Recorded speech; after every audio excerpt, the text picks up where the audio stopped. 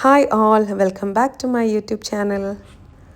അങ്ങനെ 2 മാസത്തെ സമ്മർ ബ്രേക്കിന് ശേഷം വീണ്ടും രാവിലത്തെ തിരക്ക് തുടങ്ങി.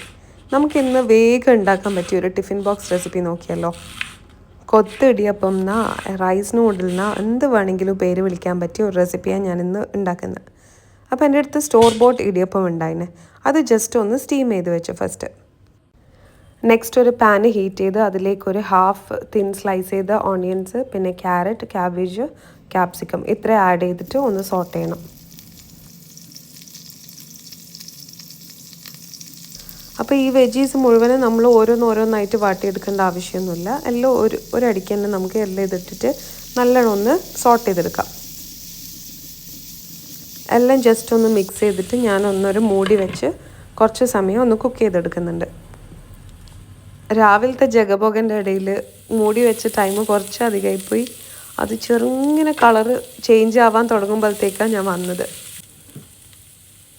ഭാഗ്യത്തിന് കരിയാണ്ട് കിട്ടി.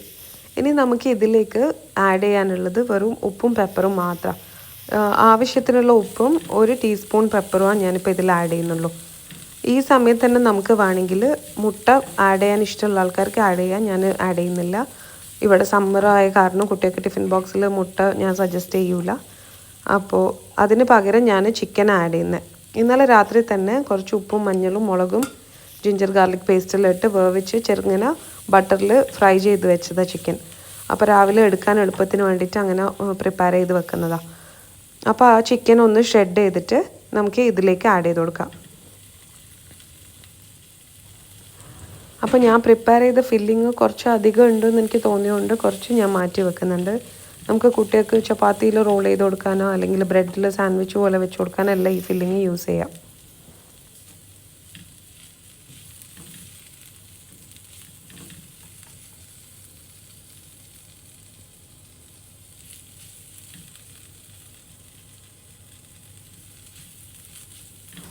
ആവശ്യത്തിന് മസാല റെഡിയായ ശേഷം നമുക്കിതിൽ സ്റ്റീം ചെയ്ത് വെച്ച് ഇടിയപ്പം ഇട്ട് കൊടുക്കാം. നല്ല ചൂടുണ്ട് ഇടിയപ്പം. അപ്പം ഞാൻ കൈനെ കൊണ്ട് അതുകൊണ്ട് ഷ്രെഡ് ചെയ്യാണ്ട് ഡയറക്റ്റ് ഇടുക ചെയ്തത്.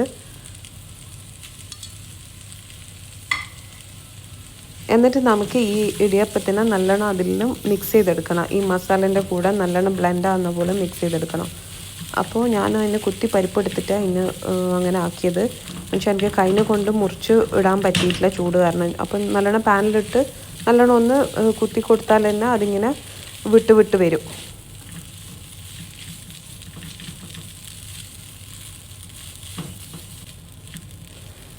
ഈ മസാലയും ഇടിയപ്പവും നല്ലോണം മിക്സായി വന്നാൽ അടുത്തതായിട്ട് ഞാൻ കുറച്ച് സോയ സോസ് ഇതിൽ ആഡ് ചെയ്യുന്നുണ്ട്. ഒരു സ്പൂൺ ഇല്ല, ഒരു ഹാഫ് സ്പൂൺ സോയ സോസും കുറച്ച് ടൊമാറ്റോ കെച്ചപ്പും കൂടെ ഒരു ഫ്ലേവറിന് വേണ്ടിയിട്ട് ആഡ് ചെയ്ത് കൊടുക്കുന്നുണ്ട്.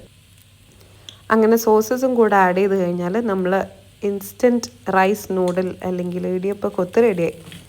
നമുക്ക് കുട്ടികൾ സ്കൂളിലേക്ക് എന്തെങ്കിലും ഫാൻസി ആയിട്ട് ചോദിക്കുന്ന ദിവസം എല്ലാക്കി കൊടുക്കാൻ പറ്റിയ ഒരു നൂഡിൽസിനെല്ലാം ഒരു ഡിമാൻഡ് ചെയ്യുന്ന ഒരു ദിവസം നൂഡിൽസിൻ്റെ ഒരു കസിനായിട്ട് വരുന്ന ഇത് നമുക്ക് പ്രിപ്പയർ ചെയ്ത് കൊടുക്കുന്നതിൽ തെറ്റില്ല.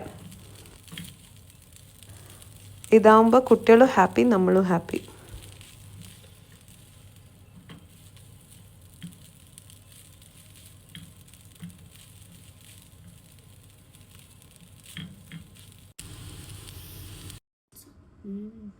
Potatoes, rice noodles.